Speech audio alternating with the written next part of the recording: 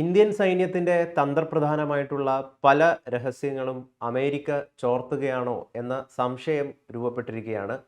ഇതിന് പ്രധാനമായിട്ടുള്ള കാരണം അമേരിക്കൻ അംബാസിഡർ കഴിഞ്ഞ ദിവസങ്ങളിൽ ഇന്ത്യൻ സൈന്യത്തിന്റെ വെസ്റ്റേൺ കമാൻഡിന്റെ ആസ്ഥാനത്ത് വന്നിരിക്കുന്നു എന്ന വാർത്തകളെ തുടർന്നാണ്. എങ്ങനെയാണ് ഇത്തരത്തിലുള്ളൊരു അനുമതി ഇന്ത്യ നൽകുക? ഇതിന് പിന്നിലുള്ളൊരു ഉദ്ദേശം എന്താണ്? ഇത് എത്രമാത്രം ഗുരുതരമായിട്ടുള്ളൊരു വിഷയമാണ്?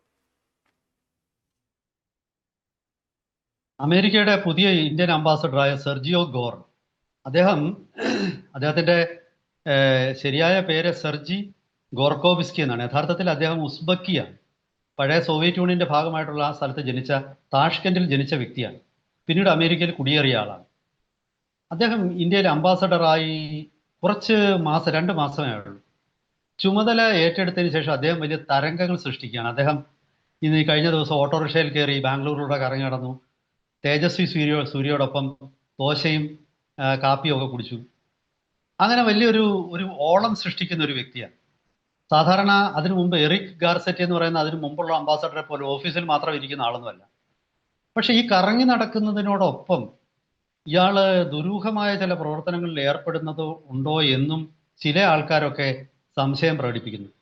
വലിയ ഇന്ത്യയെ സ്നേഹിക്കുകയും ഇന്ത്യൻ സംസ്കാരത്തെ സ്നേഹിക്കുകയും ഇന്ത്യൻ വിശ്വാസങ്ങളെ ആദരിക്കുകയും ഒക്കെ ചെയ്യുന്ന ഒരു വ്യക്തിയായിട്ട് സ്വയം ചിത്രീകരിക്കുമ്പോഴും സെർജിയോ ഗോറിന്റെ മനസ്സിൽ യഥാർത്ഥത്തിൽ മറ്റെന്തൊക്കെയോ ലക്ഷ്യങ്ങൾ ഒളിപ്പിച്ചു വെച്ചിരിക്കുകയാണെന്നുള്ള ഒരു സംശയം, അത് ഗൗരവമായ ഒരു സംശയം വിശ്വസനീയമായ കേന്ദ്രങ്ങളിൽ നിന്നും, പ്രത്യേകിച്ച് സൈന്യത്തിലെ തന്നെ കേന്ദ്രങ്ങളിൽ നിന്നുമൊക്കെ ഇത് പുറത്തു വന്നിരിക്കുന്നുണ്ട്.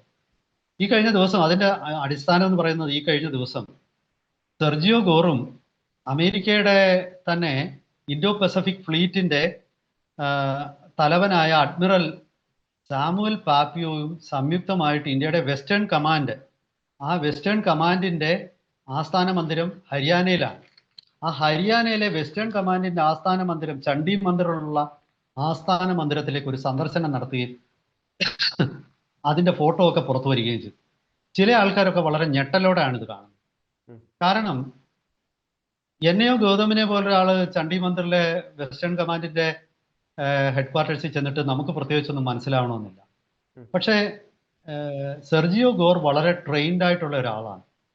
അദ്ദേഹത്തിന് അവിടെ ചെന്നാൽ അവിടെ എന്ന് പറഞ്ഞാൽ ഒരുപാട് പ്രത്യേകതകളുള്ള ഒരു സ്ഥലമാണ്. അതൊരു മിലിറ്ററി കമാൻഡാണ്, ഫ്രണ്ട് ലൈൻ മിലിറ്ററി കമാൻഡാണ്. അവിടെ തന്നെ ഒരുപാട് മറ്റു ഓഫീസുകളുണ്ട്. ഇന്ത്യയുടെ ക്വിക്ക് റെസ്പോൺസ് ടീമുകളുടെ, ആർമിയുടെ തന്നെ ഒരുപാട് കമാൻഡോ വിങ്ങുകളുടെ ഹെഡ്ക്വാർട്ടേഴ്സ് അവിടെയാണ്. ആർമിയുടെ കൈവശമുള്ള ആയുധങ്ങളെ കുറിച്ചുള്ള വിവരങ്ങൾ അവിടെയുണ്ട്. ആർമിയുടെ കമാൻഡ് ആൻഡ് കൺട്രോൾ ചെയിനെ കുറിച്ച്, അമ്യൂണിഷനെ കുറിച്ചുള്ള ഡീറ്റെയിൽസ് അവിടെ ഉണ്ട്. ആർമിയുടെ സ്റ്റോക്കിന്റെ ഡീറ്റെയിൽസ് അവിടെ ഉണ്ട്, അമ്യൂണിഷൻ സ്റ്റോക്കിന്റെ. ലോജിസ്റ്റിക്കൽ റെഡിനെസിനെ കുറിച്ചുള്ള ഡീറ്റെയിൽസ് അവിടെ കിട്ടും. എന്താണ് ഇന്റലിജൻസ് സപ്പോർട്ട് എന്നുള്ളതിന്റെ വിശദാംശങ്ങൾ അവിടെ കിട്ടും. അതും മാത്രമല്ല, എങ്ങനെയാണ് നമ്മുടെ ന്യൂക്ലിയർ ത്രഷോൾഡ് മാനേജ്മെന്റ്, എങ്ങനെയാണ് നമ്മുടെ ന്യൂക്ലിയർ ആയുധങ്ങളുടെ മാനേജ്മെന്റ് എന്നുള്ളതിനെ കുറിച്ചുള്ള വിവരങ്ങൾ, ന്യൂക്ലിയർ മാനേജ്മെന്റുമായിട്ട് ബന്ധപ്പെട്ട ഓഫീസ് അവിടെ ഉണ്ട്. എസ്കലേഷൻ ലാഡർ എന്ന് പറയുന്ന ഒരു സാങ്കേതിക പദമുണ്ട്. അതെങ്ങനെയാണ് നമ്മളിപ്പോൾ എത്ര പടിപടിയായിട്ടാണ് നമ്മളൊരു യുദ്ധം നടക്കുമ്പോൾ ആ യുദ്ധം എസ്കലേറ്റ് ചെയ്യുക എന്ന് വെച്ചാൽ ആ യുദ്ധത്തിന്റെ തീവ്രത വർദ്ധിപ്പിക്കുക എന്നുള്ളത്. ആദ്യം തന്നെ ചുമ്മാ നമ്മൾ ബോംബുമായിട്ട് പോകത്തില്ല. ആദ്യം ചില കേന്ദ്രങ്ങൾ ആക്രമിക്കും, തിരിച്ചടി വരുമ്പോൾ കുറച്ചുകൂടെ ആക്രമണം കടുപ്പിക്കും. അങ്ങനെ എന്താണ് എസ്കലേഷൻ ലാഡർ, അതിനെക്കുറിച്ചുള്ള വിവരങ്ങൾ ഇതൊക്കെ അവിടെ ഈ പറയുന്ന വെസ്റ്റേൺ ആർമി ഹെഡ്ക്വാർട്ടേഴ്സിന്റെ കമാൻഡ് ആൻഡ് കൺട്രോൾ സെന്ററിൽ അവിടെ ഇതെല്ലാം മനസ്സിലാക്കാൻ പറ്റും. നമ്മൾ ശ്രദ്ധിക്കേണ്ട ഒരു കാര്യം, സെർജിയോ ഗോർ ഇന്ത്യയുടെ അംബാസഡർ മാത്രമാണ്. സെർജിയോ ഗോർ ദക്ഷിണേഷ്യയുടെ സ്പെഷ്യൽ എൻവോയും സെൻട്രൽ ഏഷ്യയുടെ പ്രത്യേക സ്പെഷ്യൽ എൻവോയുമാണ്. അപ്പോൾ ചുരുക്കി പറഞ്ഞാൽ പാകിസ്ഥാന്റെയും അഫ്ഗാനിസ്ഥാന്റെയും ഒക്കെ ചുമതലയുള്ള വ്യക്തി തന്നെയാണ്. ഇവിടെ പല കേന്ദ്രങ്ങളിൽ നിന്നും പ്രകടിപ്പിക്കുന്ന സംശയം, ഈ വെസ്റ്റേൺ ആർമി ഹെഡ്ക്വാർട്ടേഴ്സ് ആദ്യമായിട്ടാണ് ഇങ്ങനെ ഒരു അമേരിക്കൻ അംബാസഡർ സന്ദർശിക്കുന്നത്. അദ്ദേഹം എന്തൊക്കെ ഡീറ്റെയിൽസ് ആണ് അവിടുന്ന് കളക്ട് ചെയ്തത്, ആ വിവരങ്ങൾ അദ്ദേഹം അമേരിക്കയ്ക്ക് കൈമാറിയിട്ടുണ്ടോ? അമേരിക്കയ്ക്ക് കൈമാറിയാൽ അമേരിക്ക പാകിസ്ഥാന് കൈമാറില്ലെന്നുള്ളതിന് എന്താണ് ഉറപ്പ്? ഉം. അതായത് ഓപ്പറേഷൻ സിന്ദൂർ ഇതുവരെ തീർന്നിട്ടില്ല എന്നാണ് ഇന്ത്യ പറയുന്നത്. ഓപ്പറേഷൻ സിന്ദൂർ എന്ന് പറയുന്നത് ഒന്ന് നിർത്തിവെച്ചിരിക്കുക മാത്രമാണ്. അങ്ങനെയുള്ള സാഹചര്യത്തിൽ ഇനി എന്തൊക്കെയാണ് സംഭവിക്കാൻ പോകുന്നത്? ആശങ്കയോടാണ് പല ആൾക്കാരും ഈ സന്ദർശനത്തെ നോക്കിക്കാണുന്നത്. അമേരിക്കൻ അംബാസഡർക്ക് പിന്നെ ഹരിയാനയിലുള്ള വെസ്റ്റേൺ ആർമി കമാൻഡ് ഹെഡ്ക്വാർട്ടേഴ്സിലോട്ട് പ്രവേശനം കൊടുത്തത് ആരാണ്? അതൊരു ഉദ്യോഗസ്ഥ തലത്തിൽ സീനിയർ IAS തലത്തിലുള്ള ഏതോ ഒരു ഉദ്യോഗസ്ഥനാണെന്നാണ് ഇപ്പോൾ പുറത്തു വന്നിരിക്കുന്ന വിവരം. അങ്ങനെ ഒരു തീരുമാനമെടുത്തത് രാഷ്ട്രീയ നേതൃത്വം അറിഞ്ഞില്ലേ? രാഷ്ട്രീയ നേതൃത്വം അറിഞ്ഞില്ലെങ്കിൽ, അത് പ്രധാനമന്ത്രിയുടെ ഓഫീസ് പോലും അറിഞ്ഞില്ലെങ്കിൽ അത് ഒരു കുറ്റകരമായ വീഴ്ചയല്ലേ, അനാസ്ഥയല്ലേ? അങ്ങനെയെങ്കിൽ കാരണക്കാരായ ഉദ്യോഗസ്ഥരെ കണ്ടുപിടിക്കുമോ? അങ്ങനെയുള്ള ഉദ്യോഗസ്ഥർക്കെതിരെ നടപടിയെടുക്കുമോ? വളരെ ഗുരുതരമായ ചോദ്യങ്ങളാണ് ഡൽഹിയിലെ അധികാര കേന്ദ്രങ്ങളിൽ നിന്നും ഉയർന്നു വരുന്നത്. ഇത് നമ്മുടെ ഇന്റലിജൻസ് സംവിധാനത്തിൽ നിന്നും ആർമിയുടെ സെക്യൂരിറ്റി സംവിധാനത്തിൽ നിന്നുമൊക്കെ ഈ ഒരു സന്ദർശനത്തിൽ അത്ര തൃപ്തിയില്ല എന്ന സൂചനകളാണ് പുറത്തു വരുന്നത്. പിന്നെ നമ്മുടെ പ്രതിപക്ഷ നേതാവിനെ സംബന്ധിച്ച് അങ്ങേര് വേണ്ട കാര്യങ്ങളൊന്നും ചോദിക്കത്തില്ല, വേണ്ടാത്ത കാര്യമെല്ലാം ചോദിക്കുകയും ചെയ്യും. അത് കാരണം വേണ്ട കാര്യമൊന്നും അങ്ങേര് ചോദിക്കേണ്ട സമയത്ത് ചോദിക്കത്തില്ല. ഇനി ഇതിപ്പോൾ ചോദിക്കാൻ പോകുന്നത് 10 വർഷം കഴിഞ്ഞ് വേറെ എന്തെങ്കിലും ഒരു രീതിയിലായിരിക്കും.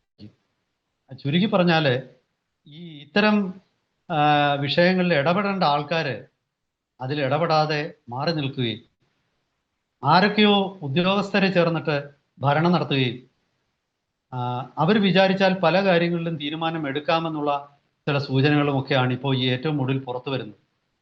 അതുകൊണ്ടാണല്ലോ യഥാർത്ഥത്തിൽ ഈ മുൻ സൈനിക മേധാവിയായ ജനറൽ നരവാനയുടെ ഒരു പുസ്തകം സംബന്ധിച്ച് ഇത്രയധികം വിവാദങ്ങൾ ഉണ്ടായിട്ടും കൃത്യമായ ഒരു ഒഫീഷ്യൽ റെസ്പോൺസോ നരവാനയുടെ ഭാഗത്ത് തന്നെ ഈ കഴിഞ്ഞ ദിവസമാണ് റെസ്പോൺസ് ഉണ്ടാവുന്നത്.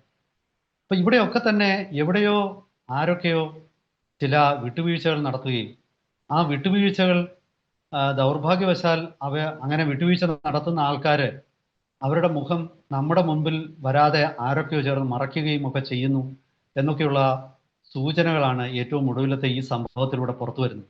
സെർജിയോ ഗോർ ഒരു തരത്തിൽ ഇന്ത്യക്ക് കുറെ അനുകൂലമായ കാര്യങ്ങൾ ചെയ്തിട്ടുണ്ട്. പാക് സിലിക്ക എന്ന് പറയുന്ന ഒരു സിലിക്കോൺ ഈ റയർ എർത്ത് മിനറൽസിന്റെ ഒരു സഖ്യത്തിൽ ഇന്ത്യ ഉൾപ്പെടുത്തിയത് അദ്ദേഹം വന്നതിന് ശേഷമാണ്.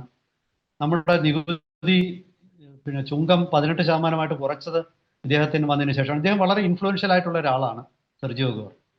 പലപ്പോഴും ഇന്ത്യയുടെ സെൻസിബിലിറ്റീസിനെ വളരെയധികം ഹിന്ദു സംസ്കാരത്തെയൊക്കെ ബഹുമാനിക്കുന്ന ഒരു വ്യക്തിയാണ്.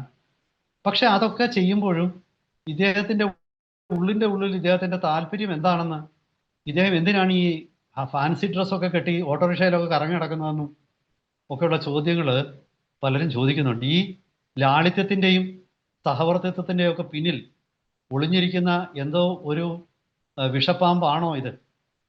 അങ്ങനെ ഒരു ചോദ്യവും ഒരുപാട് സ്ഥലത്തുനിന്ന് ചോദിക്കുന്നുണ്ട്.